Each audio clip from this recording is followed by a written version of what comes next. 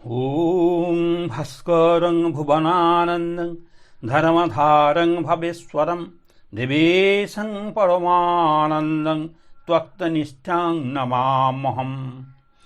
যিনি সমগ্র প্রভার আধার, স্বয়ং সূর্যস্বরূপ, যিনি ভুবনের আনন্দ, যিনি ধর্মের আধার এবং এই জগতের ঈশ্বর, যিনি পরম আনন্দময় এবং তত্ত্বনিষ্ঠ, অর্থাৎ ত্যাগেই যার নিষ্ঠা, সেই দেবেশ্বর শ্রী গুরু জ্ঞানেশ্বর দেবকে নমস্কার জানাই।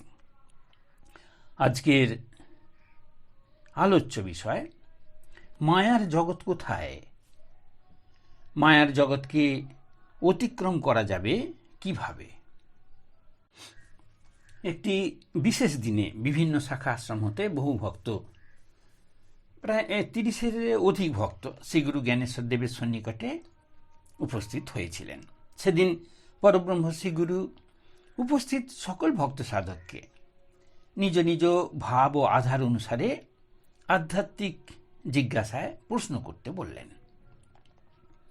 আসলে এমন দিনটিতে শ্রীগুরু নিজেই কিছু আধ্যাত্মিক আলোচনা প্রথমে শুরু করতেন, তবে আজকের দিনটি তিনি প্রথমেই সকল ভক্ত সাধককে, তারপর সকল ভক্তকে প্রশ্ন, সাধনার বাধাপ্রাপ্ত হয়, সাধনায় উন্নতির জন্য তাদের মনের প্রশ্ন জিজ্ঞাসা করতে বললেন। শ্রীগুরুর নির্দেশে অনুসারে অধ্যাত্ম পিপাসু ভক্তগণ একে একে তাদের প্রশ্ন জিজ্ঞাসা করতে আরম্ভ করলেন, আর শ্রীগুরু তাদের প্রতিটি প্রশ্নের নিম্নরূপ উত্তর প্রদান করেছিলেন, যা আজকে একে একে আলোচনা করা হচ্ছে, যার কিছু আলোচনা করা হচ্ছে। তবে এই আলোচনার পূর্বে একটা বিষয় উল্লেখ করা প্রয়োজন, যে পুরুষোত্তম পরব্রহ্ম শ্রীগুরু জ্ঞানেশ্বর দেব হলেন অন্তর্যামী দিব্যদর্শী পুরুষ। তিনি ভক্তদের অন্তর নির্মল দর্পণে প্রতিবিম্বিত প্রতিকৃতির মতো দেখতে পেতেন, অর্থাৎ যে আয়নায় ময়লা থাকে না, সেই আয়নায় ছবি পড়লে যেমন স্পষ্ট দেখা যায়, সেই প্রকারে সকলের চিত্ত তার কাছে স্বচ্ছ কাচের মতো পরিস্ফুট হতো। তাই তাদের প্রশ্নের উত্তর নানা প্রকার হলেও যার যেখানে গলদ বা যার যেটি প্রয়োজন, তিনি সেইটুকু উত্তরই তাকে জানাতেন। হাওড়া জেলায় গোবিন্দচক কুমারচক বলে একটি গ্রাম আছে। শ্রীগুরু সম্মুখে উপবিষ্ট ছিলেন এই গোবিন্দচক কুমারচক শাখার ভক্ত সাধক পুলিন বিহারী মালিক। শ্রীগুরু পরব্রহ্ম তাকে নির্দেশ করলেন, প্রশ্ন জিজ্ঞাসা করো। পুলিনবাবু বিনম্র চিত্তে জানতে চাইলেন, বাবা, অলসতা আমাদের কি ক্ষতি করে? পরব্রহ্ম শ্রীগুরু জ্ঞানেশ্বর দেব বোঝালেন, দেখো, প্রত্যেক মানুষের মধ্যে সূক্ষ্ম সূক্ষ্ম ভাব ও উন্নত শক্তি আছে, যেমন ত্যাগ, সংযম, ধৈর্য, ক্ষমা, প্রেম, দয়া, সহানুভূতি ইত্যাদি। অলসতা এই সুন্দর ভাবগুলোকে নষ্ট করে দেয়। এরপর জাবদাপোতা নামক একটি গ্রামের আমাদের এক ভক্ত, শাখা আশ্রমে এক ভক্ত, সন্ন্যাসী ঘুকু, শ্রীগুরু তাকে নির্দেশ করলে তিনি জানতে চাইলেন, বাবা, ত্যাগ বলতে কি বোঝায়? শ্রীগুরু বোঝাতে লাগলেন, দেখো, তোমার মধ্যে অবিবেকী কর্মের জন্য যে যন্ত্রণা হয় সেটাকে সবসময় স্মরণে রাখো। অর্থাৎ শ্রীগুরু তাকে উপদেশ দিলেন যে আমরা বিবেকের বিরোধী যে কর্ম করি, অকর্ম, কুকর্ম, নানা প্রকার যে সমস্ত ভোগের জন্য, স্বার্থের জন্য যে সকল কর্ম করি, তার জন্যে ওইটি ভোগ করার পর তারপর আমাদের অন্তরে যন্ত্রণা শুরু হয়। তাই বললেন যে তোমার মধ্যে অবিবেকী কর্মের জন্য যে যন্ত্রণা হয় সেটাকে মনে রাখো। এরপর বোঝালেন, ভোগ যদি পতনের কারণ হয় তবে তা থেকে সরে আসার প্রচেষ্টা করো। আমরা কি করি? আমরা স্বার্থের জন্য, এই জাগতিক বস্তু ভোগের জন্য নানা প্রকার অকর্ম কুকর্ম করে থাকি। যা পতনের কারণ। শ্রীগুরু উপদেশ দিলেন তা থেকে সরে আসার প্রচেষ্টা করো, তাহলেই ত্যাগে আসতে পারবে। অর্থাৎ বিচারের মধ্যে দিয়ে কর্ম করতে বললেন। অকর্ম কুকর্মের ফলে পতন ঘটে, তাই আত্মবিচারে থাকতে উপদেশ দিলেন এবং এর মধ্যে দিয়েই ত্যাগের পথে আসা যাবে এটি জানালেন। আর আত্মবিচারে চললে যে সকল রিপুবৃত্তির হাত হতে নিষ্কৃতি পাওয়া যায় সেই সম্বন্ধে শিব সংহিতায় জানালেন, স্ত্রিয়ং হিংসা জনদেশঞ্চ হংকারম অনার্জবম উপবাসম অসত্যঞ্চ মোহঞ্চ প্রাণী পীড়নম স্ত্রী সঙ্গম অগ্নিসেবাঞ্চ বভ্লাপং প্রিয়া প্রিয়ম অতীব ভোজনং যোগী তজেত এতানি নিশ্চিতম। অর্থাৎ অন্যের দ্রব্য চুরি করা, হিংসা, দেশ, অহংকার, ক্রূরতা, উপবাস, মিথ্যা কথা, মিথ্যা ব্যবহার, মোহ, জীব হিংসা, স্ত্রী সঙ্গ, অগ্নিসেবা মানে আগুন পোয়ানো, বেশি কথা বলা, প্রিয় অপ্রিয় বিচার করা, অতীব ভোজন করা, এই সকল বিষয়ে সাধকের ত্যাগ করা একান্ত কর্তব্য।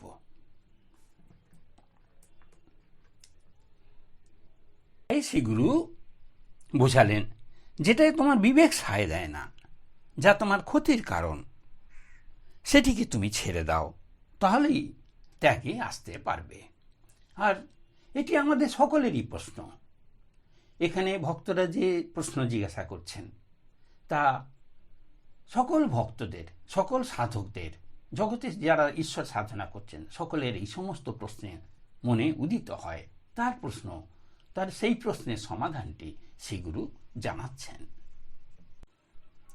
এরপর আন্দুল বেদান্ত মঠ ভবনের এক ভক্ত সাধক বংশীবদন কর্মকার, তিনি জিজ্ঞাসা করলেন, বাবা, মৃত্যু ভয়কে জয় করার উপায় কি? পরব্রহ্ম সচ্চিদানন্দ শ্রীগুরু জ্ঞানেশ্বরদেব জানালেন, দেখো, সব প্রাণীরই বিষ আছে, কিন্তু সাপের বিষই ভীষণ ভয়ের কারণ। বড় সাপ কামড়ালে মরে যাবে, এটি সকলের ভয়। কারণ মানুষ দেহকেই, অর্থাৎ তার নশ্বর অবস্থাকে, দেহ তো নশ্বর, তার সেই নিজের সবচেয়ে কাছের যা সেই নশ্বর অবস্থাটিকে ভালোবাসে, দেহটিকে ভালোবাসে। কিন্তু ত্যাগীর কোনো ভয় নাই, কারণ ত্যাগী জানে যে সমস্ত অবস্থার মধ্যে সত্য অবস্থা কি? সত্য অবস্থাই নিত্য অবস্থা। তিনি হচ্ছেন পরব্রহ্ম, তিনি দেহের মধ্যে বর্তমান, এই দেহ আমার নয়, এটি তিনি বোঝেন। অর্থাৎ সূক্ষ্ম শরীর বা আত্মার যে মৃত্যু নাই তা ওই সাধক জানেন। জন্ম যেমন সত্য, মৃত্যুও তেমনি দেহের অবশ্যম্ভাবী পরিণতি। এই অবস্থাকে জানতে পারলে বা আত্মজ্ঞানী হলেই মৃত্যু ভয় আর থাকবে না। শ্রীগুরু এটি জানালেন এবং বোঝালেন, দেখো, চিৎ শক্তি হতেই মনের জন্ম। চিৎ হল জ্ঞান। মনকে সেই যথার্থ অবস্থায় ফিরিয়ে নিয়ে যেতে হবে। তিনি বোঝাতে লাগলেন যে মানুষ এসেছে কেন? মানুষ এসেছে যে লোক হতে, যে বিজ্ঞান জগৎ হতে, আনন্দময় লোক হতে। সব মানুষই তো শিব, জীব হয়েছে, তাদের সেই শিব লোকে ফিরে যেতে হবে। তাই সচ্চিদানন্দ হতে পারলে, অর্থাৎ মৃত্যুঞ্জয় হতে পারলে, তখন আর মৃত্যু ভয় তার থাকবে না। মৃত্যু ভয় থেকে সে তখন মুক্ত হতে পারবে।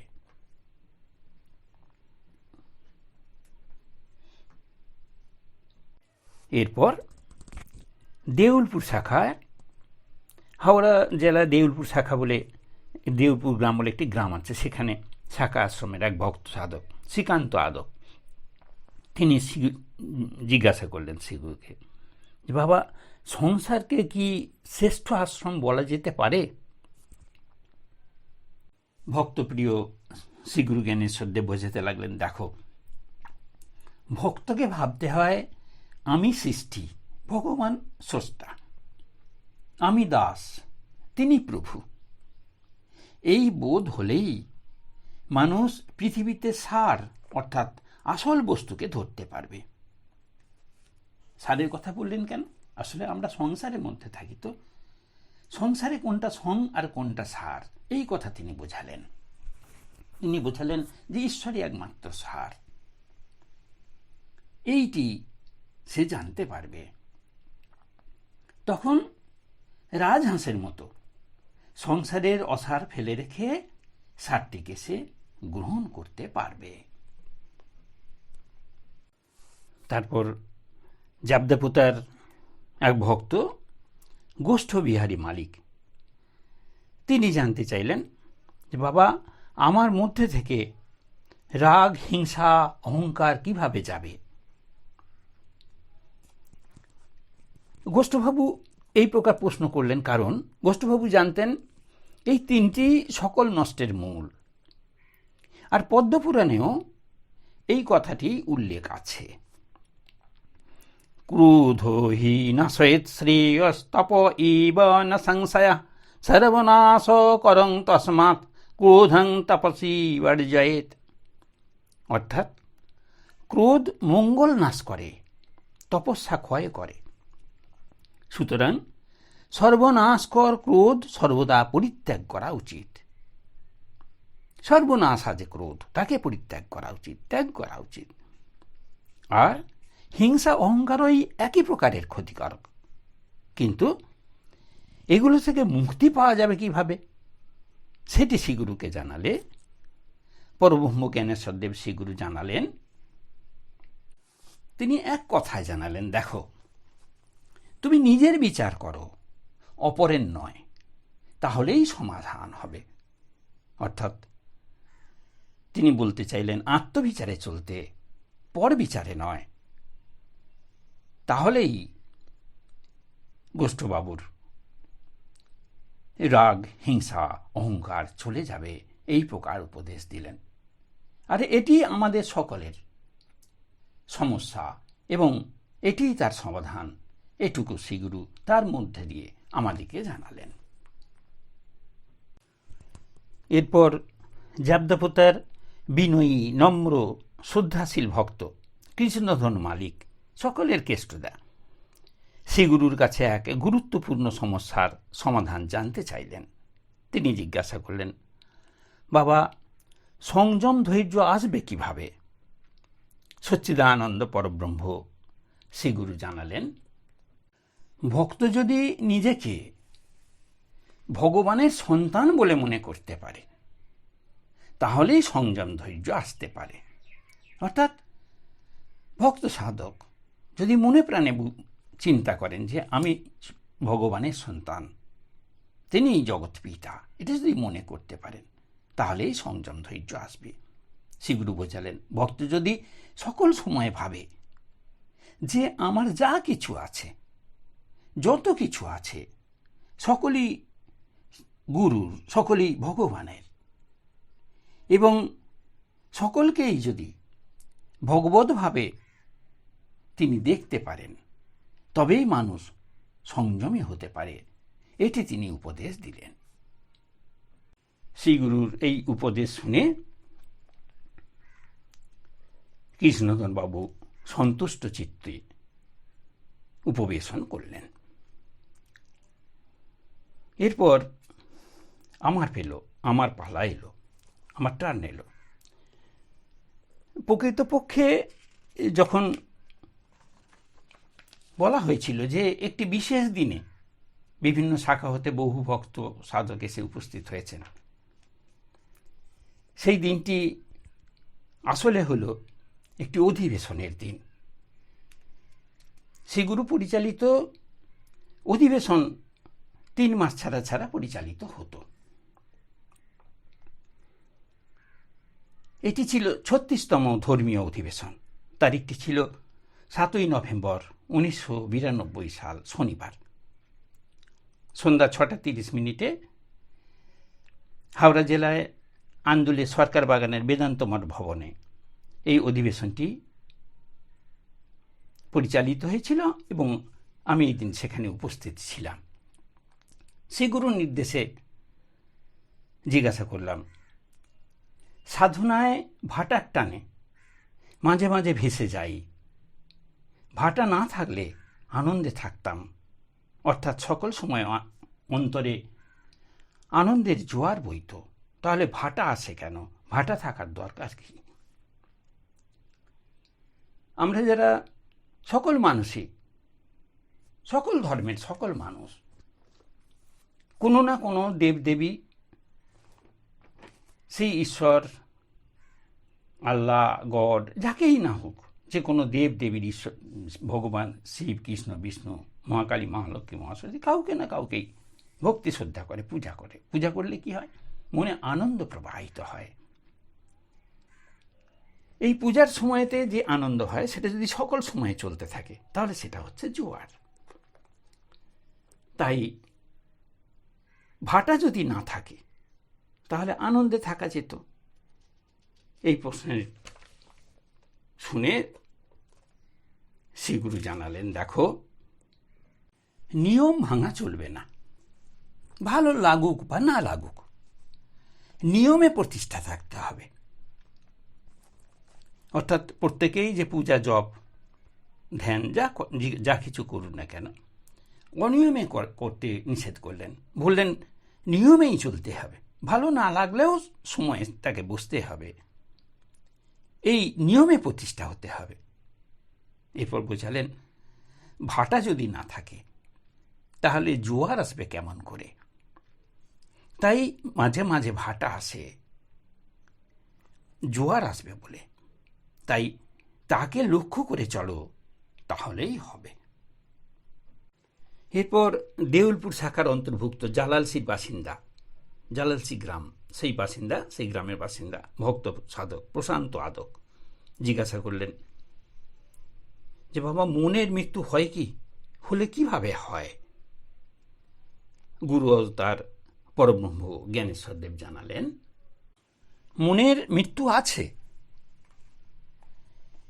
মনের যে চিৎ শক্তি, সেই চিৎ শক্তিকে রিপুরা ঢাকা দিয়ে দেয়।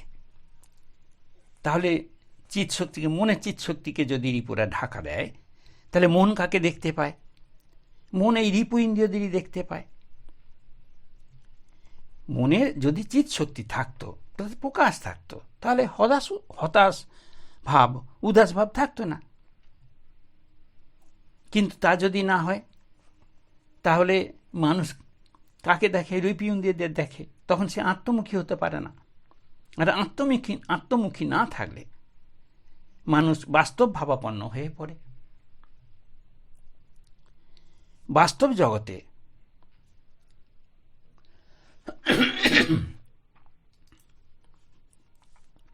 মানুষ বাস্তবের মধ্যে পড়ে বেশ কিছু দূরত্বে পৌঁছে যায়, অর্থাৎ অধ্যাত্ম থেকে সরে যায়। কিন্তু কিছু দূরত্বে গেলে তার ফেরার শক্তি থাকে, তার বিবেক থাকে, যন্ত্রণা থাকে, সে আবার ফিরে আসতে পারে। কিন্তু অনেক দূরত্বে চলে গেলে তার আর সকল ফেরার লক্ষ্য হারিয়ে গিয়ে থাকে। মানে মানুষ যদি নিম্নমুখী হয় তাহলে বিবেকের যন্ত্রণা সে আবার ফিরে আসতে পারে। কিন্তু অতি নিম্নমুখী হলে, বদ্ধজীব অবস্থায় পৌঁছে গেলে সে আর ফিরে আসতে পারে না। তাই গুরু বললেন যে ব্রহ্মচর্যের দরকার, সংযম ধৈর্যের দরকার। আমাদের ভিতরে যে শুক্র শক্তি আছে তা থেকে জ্ঞান, ওজ সৃষ্টি হয়, ওজ থেকে মেধার সৃষ্টি হয়। কিন্তু মায়া তো এই পথে এগোতে দেয় না। মায়া সেই শক্তিকে নষ্ট করার ব্যবস্থা করে রেখেছে। এর ফলেই পুরুষকার ধ্বংস হয়ে যায়, ফলে বদ্ধজীব হয়ে যেতে হয়। তাতেই চিৎশক্তির মৃত্যু ঘটে যায়। তাহলে আর তখন আত্মাকে জানা হয় না। কিন্তু যদি ব্রহ্মজ্ঞ গুরু হন এবং তার শরণাপন্ন হওয়া যায়, তাহলে এর বিশেষ ব্যবস্থা আছে। এরপর শ্রীগুরু বলে, দেখলেন না, দস্যু রত্নাকর, জগাই মাধাই, লক্ষ্য হীরা, নটি বিনোদিনী, গিরিশ ঘোষ, এদের কি অবস্থা? কিন্তু এরা সকলেই গুরু কৃপায় মুক্তি তো পেল। গুরু কৃপায় সবই সম্ভব হয়। তাই সাধনার মধ্যে দিয়ে, অভ্যাসের দ্বারা মনের চৈতন্য হলে মনের মৃত্যু হয় এবং সেটা গুরু কৃপাতেই লাভ হয়ে থাকে। এরপর বীরভূম জেলায় বোলপুর শাখা আশ্রমের প্রিয় এক ভক্ত অশোক মুখার্জি, ভক্ত সাধক, তিনি সচ্চিদানন্দ শ্রীগুরুর কাছে জানতে চাইলেন যে বাবা, দাস্যভাব কাকে কেন্দ্র করে বা কাকে আশ্রয় করে বাহিত হবে? দাস্যভাবে তো ঈশ্বর লাভ হয়। নানা প্রকার ভাব আছে, নানা উপায় আছে ঈশ্বরকে লাভ করার, তার মধ্যে দাস্যভাব একটি। সেই জন্য তিনি জানতে চাইলেন যে দাস্যভাব কাকে আশ্রয় করে বাহিত হয়, কাকে আশ্রয় করে দাস্যভাবে চলা যায়। এরপর জিজ্ঞাসা করলেন, দাস্যভাবে কি চূড়ান্ত অবস্থায় পৌঁছানো যায়? পরমাচার্য শ্রী শ্রী জ্ঞানেশ্বর দেব জানালেন, দেখো, বদ্ধজীব আমিত্ব জ্ঞানে থাকে, আমি আমার করে বদ্ধজীব। কিন্তু জ্ঞানী মানুষ বোঝে যে শরীর কারুর কথা শোনে না, কারণ শরীর তার নয়। শরীর সৃষ্টি হয়েছে ঈশ্বর দ্বারা। যদি তার হতো তাহলে শরীর তার কথা শুনত। তাই শরীর যার, শরীর তার কথায় চলে। তাই শরীর দাস্য ভাব ছাড়া চলে না। বুঝালেন, দেখো, রিপু, ইন্দ্রিয়, বৃত্তি এগুলোও তোমার আন্ডারে নয়, এরা ধার করা, এরা প্রভুর কথায় চলে। যার শরীর, রিপু, ইন্দ্রিয় যার সৃষ্টি, তার কথায় চলে।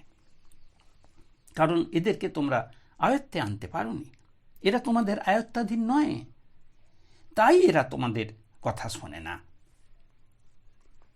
বোঝাতে লাগলেন, দেখো, স্রষ্টাকে অবহেলা করলে এরা দুরাচারী হয়, স্রষ্টাকে শ্রদ্ধা করলে এরা বশ্যতা স্বীকার করবেই।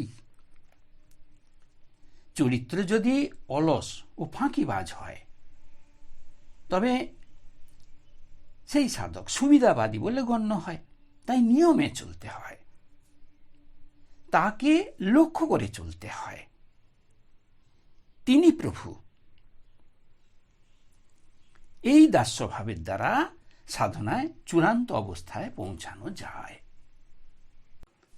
এরপর সাদতপুর শাখা, হাওড়া জেলাতেই, সেই শাখা আশ্রমের সদস্য শ্রীগুরুর স্নেহের এক ভক্ত প্রদীপ মাইতি শ্রীগুরুর কাছে জানতে চাইলেন, বাবা, এই পৃথিবীকে তো মায়ার জগৎ বলে, তাহলে আমি কিভাবে মায়ার জগৎ থেকে অধ্যাত্ম জগতে উন্নত অবস্থায় যেতে পারব? স্বয়ং ব্রহ্ম শ্রীগুরু জ্ঞানেশ্বর দেব বোঝালেন, দেখো, তুমি যদি বুঝে থাকো যে এটা মায়ার জগৎ, তাহলে তো সমাধানই হয়ে গেল। কিন্তু যদি মনে করে থাকো যে সকলে বলে, কেউ বলে, সাধকরা বলেন যে এটা মায়ার জগৎ, অথচ তুমি তাকে জানতে পারোনি, তার উত্তর ভিন্ন প্রকার। দেখো, সংসারকে যে ভালোবাসে তার উন্নত অবস্থা লাভ কেমন করে হবে? সংসার তো মায়াময়। তাই সংসার যার, তার অন্তরঙ্গ হতে হবে, সংসার তত্ত্বটিকে বুঝতে হবে। মায়ার প্রভাব শরীররূপী তমগুণে বেশি। বাসনা কামনায় বদ্ধ তমগুণময়ী মোহিনী শক্তিকে জেনেছে কে? সমস্তকে যে জেনেছেন, যিনি জেনেছেন, তিনি মায়াধীশ। জানবে, লোভ না থাকলে মায়া ধরবে না। শরীরকে যে সাজায় গোছায়, মানে সে যে থাকে, মায়া তাকে ধরবে। আবার শরীরের যদি অযত্ন করো তাহলে রোগে ধরবে। জানার জন্য শরীর ধারণ। অধ্যাত্মপরায়ণ মানুষ যিনি শরীরকে জানেন তিনি অধ্যাত্মপরায়ণ। অধ্যাত্মপরায়ণ মানুষ অষ্টপাশে বন্দী থাকে না। তমগুণ মায়া শক্তিতে জ্ঞানচক্ষু ঢাকা থাকে। তাই মায়া শরীরকে ভোগ করতে চায় এইসব অজ্ঞানী মানুষদের মধ্যে দিয়ে। কিন্তু সে যখন জানতে পারে, মানে নিজেকে জানতে পারলে, মায়া তাকে ধরতে পারে না। আর নিজেকে জানতে পারলে অপরকে জানা যায়। নিজের শরীরকে ভালো না বেসে অপরের শরীরকে ভালোবাসলে মোহিনী শক্তি আক্রমণ করে। তাই নিজেকে জানো, নিজেকে জানলেই তাকে জানা যাবে। জানার মধ্যে দিয়ে শরীরকে ভোগ করলে বিপরীত অবস্থা। জানার মধ্যে দিয়ে শরীরকে ভোগ করা মানে শরীরকে জানা। জ্ঞানের মধ্যে দিয়ে চললে মানে জ্ঞানচক্ষু খুলে যাবে। এইভাবে উন্নত অবস্থায় পৌঁছাতে পারবে। তাই ত্যাগের মধ্যে থাকো, নিরাসক্তভাবে চলো। দেখুন, পরব্রহ্ম শ্রীগুরু জ্ঞানেশ্বর দেব অতি সহজভাবে যে উত্তরটি দিলেন। অষ্টাবক্র সংহিতা অষ্টাবক্রমণি একই উপদেশ দিয়েছেন সাধকদের জন্য। দেখুন তিনি কি বললেন। নির্মম নিরহংকার ন কিঞ্চিদিতি নিশ্চয়ই অন্তর্গলিত সর্বাসঃ কুর্বন্নোপি করোতি ন।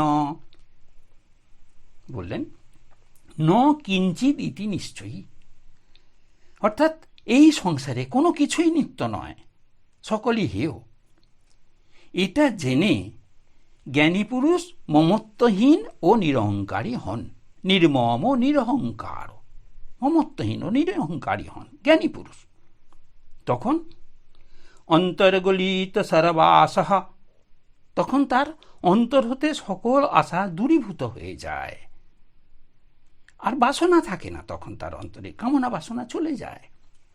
তখন কুর্বন্নোপি করোতি ন, তখন সেই সাধক সংসারের মধ্যে থেকেও সেই সাধক সংসার কার্য করেন বটে, সংসারে কর্ম করেন, কিন্তু কোনো কিছুতে তিনি আর আসক্ত থাকেন না। তাহলে কর্ম করেও তিনি আর কর্ম করেন না। আর এই প্রকারেই অধ্যাত্মের উন্নত অবস্থায় তিনি পৌঁছাতে সক্ষম হন। আজ সময়ের অভাবে আজ এই পর্যন্ত থাক। আবার পরদিনে গুরু অবতার পরব্রহ্ম এই অধিবেশনে উল্লেখিত ভক্ত সাধকদের সাধন পথে বাধাস্বরূপ নানা জিজ্ঞাসার যে সকল উত্তর দিয়েছিলেন তা প্রকাশ করা যাবে।